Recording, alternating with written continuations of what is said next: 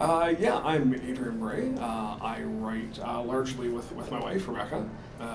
We have two books, indie published so far, and we are a few short stories here and there, and we're working on like three more books in progress at the moment.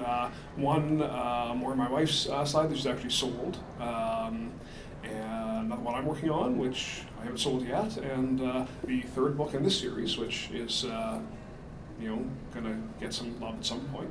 Nice.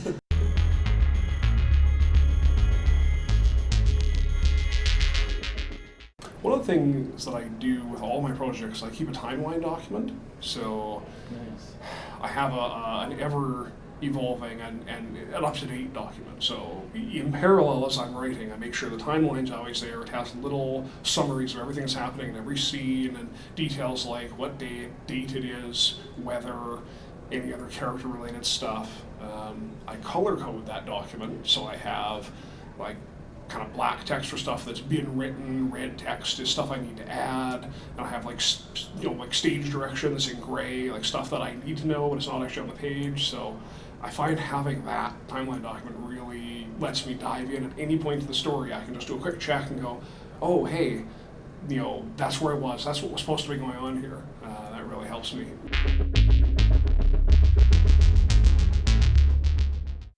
I'm a bit of a mix. I mean, ideally, I'd love to have everything always like pre-researched and know exactly what I'm doing, but that never happens. I do a lot of Googling while I'm working on projects. My day job is software developer, which entails a lot of Googling. So that's kind of my process: is write a few words, look something up, write a few more words, look something up. Now afterwards, ideally I'd like to say, oh no, everything's researched during, but particularly with my current work in progress. I started writing this sort of book out of my heart with a gender fluid character, and I wrote some stuff and I researched some stuff. I actually wrote like a whole beta copy. I had beta readers, and I was like starting to sub this, and I stepped back, and in the process I really got involved on Twitter and online with the transgender community and learned more about myself. And in the end I had to pull this book back and say, no, this book is not an accurate representation not only of who I am or what I want to say, but it actually had some like actively harmful stuff in it that I really had to pull back, and that we'll probably discuss more of that later. Yeah.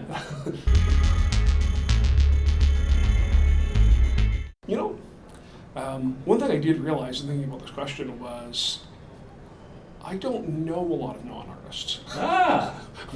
Which is probably going to Which is a good thing, yeah. I'm not really very good at talking to non-artists. But one thing I could really think of that struck me was the pre-art phase. Like, I find it easier to talk to people about the end of an art process. People understand that. What I find most of non-artists don't understand is the pre-art process, all of the sometimes days, months, weeks, years of thinking that goes into something that becomes a piece of art. That nobody really thinks of. They just sort of think, oh, you make art when you start creating. And I haven't found that the case for me, really, and I don't think for other artists.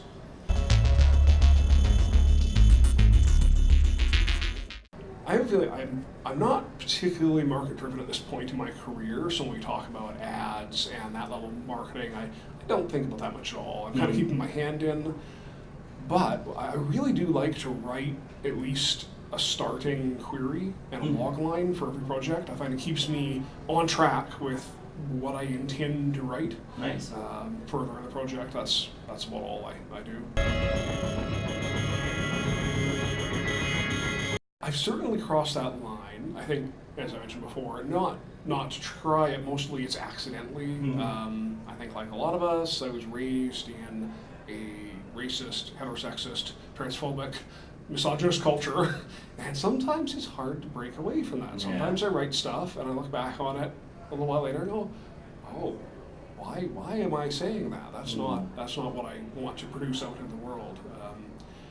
I don't think there's a line there. I think as authors, I never want to promote a marginalization of any group, and that's sometimes trickier because of how we're raised than what I would think. I had one specific example in this book, actually. This first book. We have a First Nations character from the Stoney Nakoda Nation, and we have him in the book talking about skinwalker legends, as if this is sort of part of his tradition. Right. And we had actually published the book and learned later that that's actually a Navajo tradition, as far as I understand. White guy talking here, pardon me if I...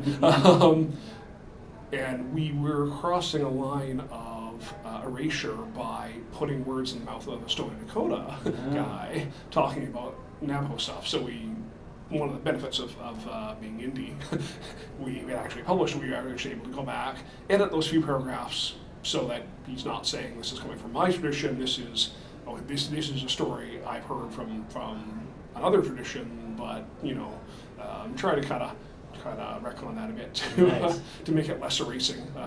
Hopefully we succeeded.